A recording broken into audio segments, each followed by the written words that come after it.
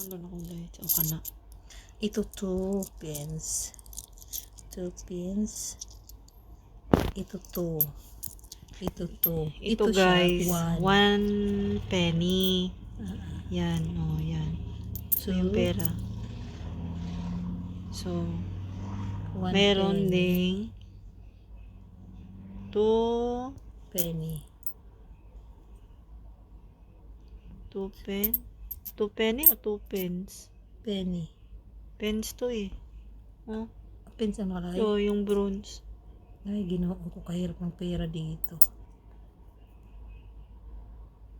May bugok dari guys. 1. Pag abot sa kwarta. 1 siya. So, ibig sabihin, Ito yung mukha ng, ano to? ano yan? 20. 20 ba to? Oo, 20 yan. 20 diba? 20.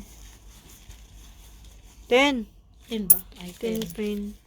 Ay, ito pala ang 20. 10. Ito yung 20. 20 penny siguro to. Pence. 20 pence. Ah, Pence maliit. na. Mag-iba. Ang diferensya, malaki yung 10. Maliit yung 20. Tapos ito siya, 5. Ito yung Pence. So, paano ang counted ko nito? 1 pounds. sa 1 pound ni mo. Una ni siya ang ano. Kung sa ato pa ni mo yung 10 siguro. Ito 20. Tingnan. 60, 70, 80, 90. 90 to 5.